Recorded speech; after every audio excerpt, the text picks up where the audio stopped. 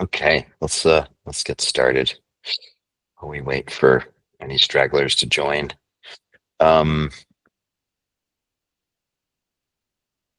okay, so today's theme for Attention Training Tuesday is I love this quote. This is by Blaise Pascal. He was a, I think, 18th century French philosopher. Said all of humanity's problems stem from our inability to sit quietly in a room alone. And if you've ever done a meditation retreat, like a silent meditation retreat, I think this will ring a really big bell. Uh, it's pretty hard to just be alone and quiet and not communicate. And because then it just sort of amplifies all the stuff that's going on in our mind and our brain. And we kind of have to deal with it or not. And um, today I've had a couple interesting experiences with my mom and dad of late that are making me think of this theme here. So my dad's 92. He's not doing great, and I will find him oftentimes just laying down on his bed, and I'll walk into the room, and there's sort of this somewhat blank stare in his eyes, like he's just kind of sitting there looking at the ceiling, and he's just lost in thought, I think is what's going on. Um, Totally normal, I think, for his age, or it just is what it is. And then I drove my mom to a medical appointment yesterday, and Florence is what makes Florence really cool is that it's this old medieval town, buildings, old buildings, narrow cobblestone streets. It also makes it a nightmare to drive in. So anyway, so there I am driving my mom to her doctor's appointment, and poor mom is like white knuckling it throughout the whole thing. There's lots of gasps, and I'm driving very slowly, being really, I think, trying to be really considerate and just like, I got this. And at some point I asked her, I said, Mom, what's the this is so intense for you. And she's just like, yeah, this really stresses me out. And I was like, yeah, I get it. It's this runaway stuff that's happening. Um, and in both cases, my understanding of what's going on neurologically is that their default mode network is active. And the default mode network is the part of our brain that's active when we're just sort of in this reactive mode. Either we're just resting and we're just kind of sitting there and the mind is wandering, or we're just in this sort of passive reactive mode. Everything is self-referential in terms of, oh, this is happening to me. It's all about me. Um, and then there's this time travel aspect, like I'm ruminating about the past, or I'm thinking about my relationship to the future. And the point is, like, this is not bad, but it's just really cool to know if or when this is happening, because it gives us the freedom to be able to then choose, what do I want to do about it? I had this really wonderful conversation with my mom where I was like, so I get it. Like, this is stressful for you. And so now what? Do you just want to live in this state of sort of chronic stress about, us driving through town? Like, are you genuinely worried that I'm going to crash or that I'm going to hurt us, or like what's going on?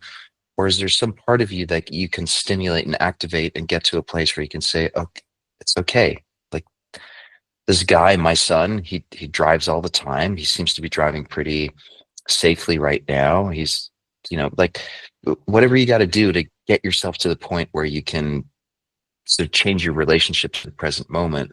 What's that going to take? Um, and neurologically, the answer is we want to activate the medial prefrontal cortex. That's the part, like, the medial is the center part behind our eyebrows. That's the sort of executive center that says, wait a second, I'm really stressed out, or yes, this is happening, and here's what I want to do about it. And then the posterior cingulate cortex is this part further back in our brain that says, yeah, I'm not, it feels like it's all about me, but it's actually not. These are just things that are happening, and I happen to be sort of a participant in this thing that's happening. So the reason I'm geeking out on this is just to suggest that today, um, I'd love to If you can visualize as we're going through this meditation, that I'll walk us through is see if you can sort of see or even feel or sense these two parts of the brain being activated in contrast to this default mode network where things are just kind of happening on their own and they're running away from us. So, as always, this is an experiment. Hopefully, it'll land. Let's try it out. So, close your eyes. Notice this thing that we call my body is sitting. My feet are on the ground. My hands are on my lap. My chest is expanding and contracting. My head is sitting on top of this line. All the me and the my part of that is this, that's this self-referential, like we can feel what it's like to be me. See if you can really just settle into the sense of me-ness or I-ness right now.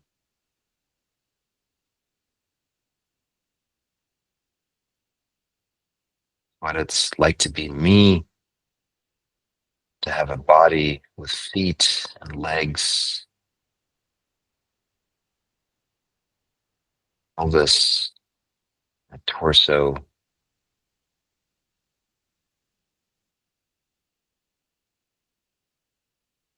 arms and hands, and a neck and a head.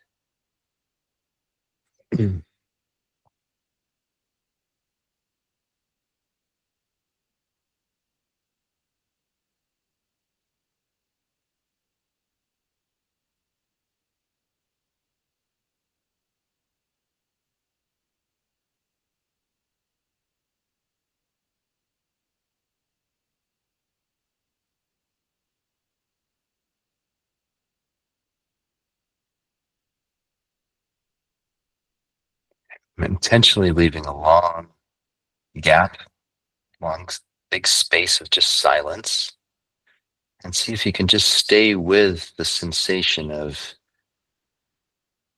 what it's like to have this body, this embodied sense of I-ness.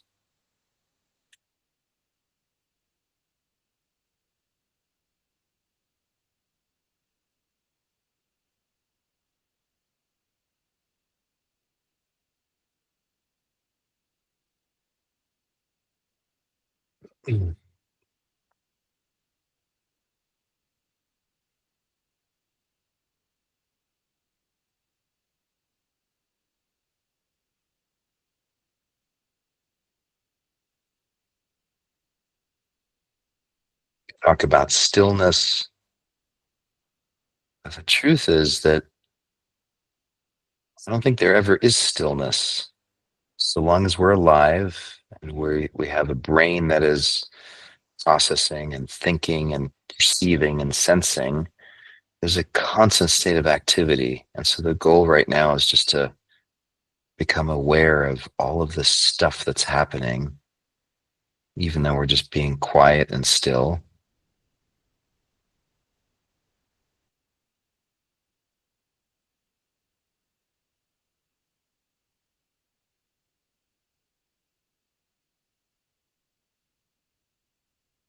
Ears are always hearing something.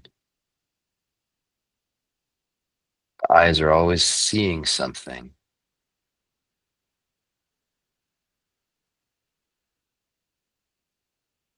The mind is always perceiving.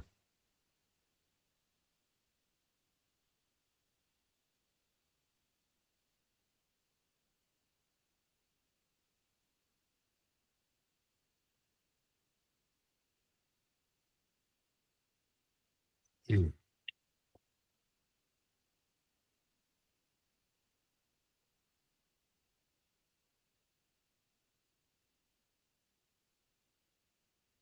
But it is possible to to become acquainted with or familiarize ourselves with this thing called the default mode network.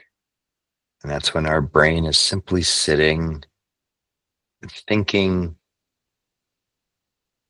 It's spinning its own stories about what's happening.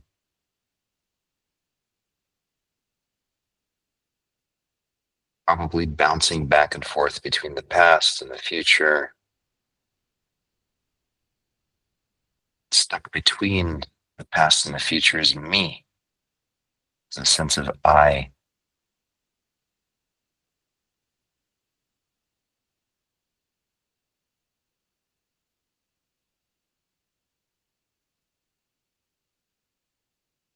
I'm not suggesting that's a problem or that there's anything wrong with it. It's clearly there for a reason. It's just nice to notice that's what's happening.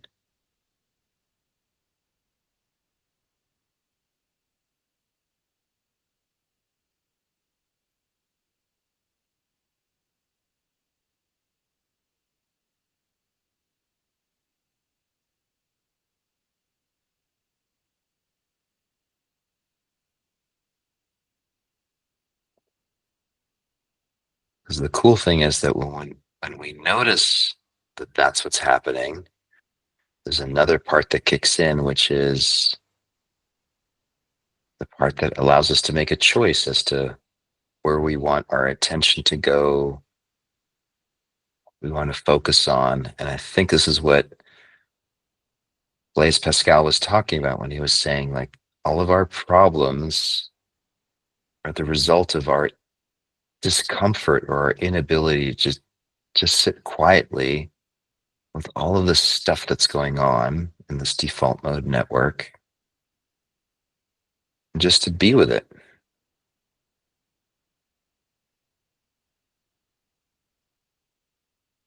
We can't turn it off. We can't necessarily change it, but we can influence it. And that's really that's the goal, is to learn how to exert some degree of influence over experience.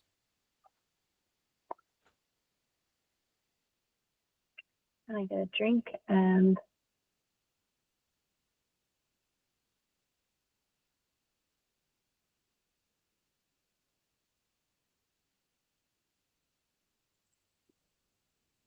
And see if you can stick with that sense of just awareness or attention, and take a deep breath in. Notice what it's like to fill up your lungs.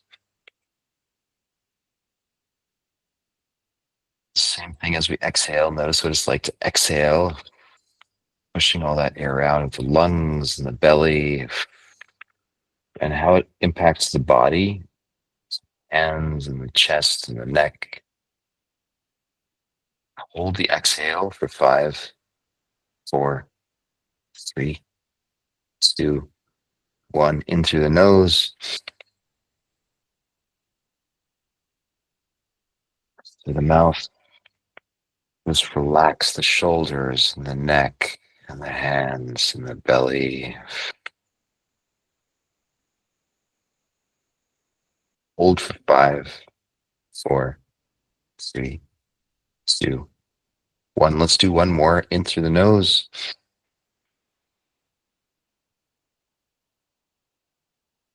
Through the mouth. And just let it all go. Just relax, soften into the exhale.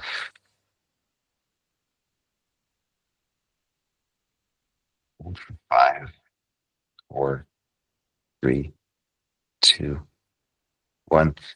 Open your eyes. Hope this session made sense. I'm never sure if what I'm bringing to the table is going to make sense or lands, but it's all an experiment. Cool. Awesome. Glad you guys are, see you tomorrow. Hopefully it'll be Wednesday, and appreciate you all. Thank you.